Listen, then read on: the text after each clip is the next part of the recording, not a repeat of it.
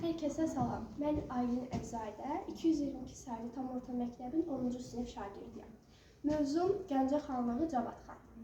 Gəncə tarix boyunca Azərbaycan ərazisində mövcud olmuş bir sıra dövlətlərin paytaxtı olmuşdur. Bu şəhər həm müdafiə baxımından əlverişli mövqedə yerləşmiş, həm də ticarət yollarının kəsişməsində olduğuna görə iqtisadi baxımdan böyük əhəmiyyət kəsb etmişdir.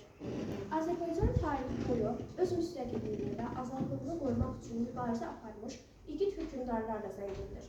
Bu igid hökmdarlar sırasına Gəncə xanlığının sonuncu hökmdarı Cavadxan da daxildir. Cavadxan 1786-cı ildən etibarən Gəncə xanlığını idarə etmiş və ölkəsinin müstəqilliyini qorumaq üçün əzmlə çalışmışdı. O dövrdə Rusiya imperiyası Cənubi Qafqazı öz nəzarəti altına almağa çalışırdı. Cavadxan isə heç bir güzəştə getmirdi. O öz xalqının rifahı naminə böyük müdriklik və cəsarət göstərirdi. 18-ci əsrin sonlarında, 19-cu əsrin əvvəllərində Cənubi Qafqazda böyük çalxantılar içində idi. Rusiya imperiyası bu ərazini ələ keçirmək istəyirdi. Xəzər dənizini öz daxili dənizinə çevirərək, ticarət yollarını öz nəzarəti altına alaraq və bundan da böyük bir gəlir əldə etmək Rusiya imperiyasının əsas məqsədlərindən biri idi.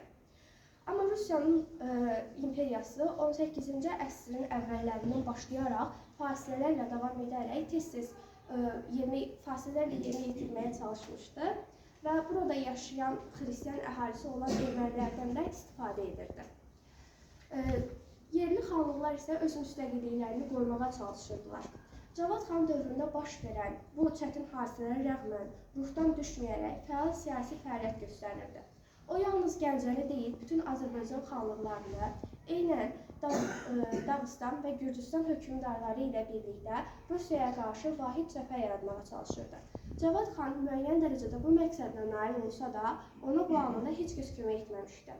Qarabağ, Şəki xanları, Ləzgi və həmçinin Gürcü hökmdarı olan Aleksandr birlikdə mübarizə aparacaqlarına and içsə də, onu bu anda tək qoydular.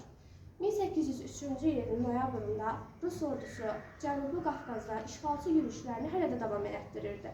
General Pavel Sisyanov Gəncəyə hücum eləməzdən əvvəl Cavadxana məktub göndərərək şəhəri təslim etməsini bildirir. Amma Cavadxan üçün isə ən çox önəmli olan müstəqilliyi və şərəfi idi. Və o hər şeyin yaxşı bilirdi ki, düşmən sayca və silah baxımından üstün idi. Ancaq onun üçün bu önəmli deyildi. O vətənin uğrunda sonuna qədər vuruşmağa qərarına gəlmişdi. Çünki onun üçün ən böyük dəyər vətənini qorumaq və xalqın azadlığını təmin etmək idi. Məhz bu baxımdan da Cavadxan Gəncənin azadlığı üçün müdafiəsinə qalxır. Və Sisyanovun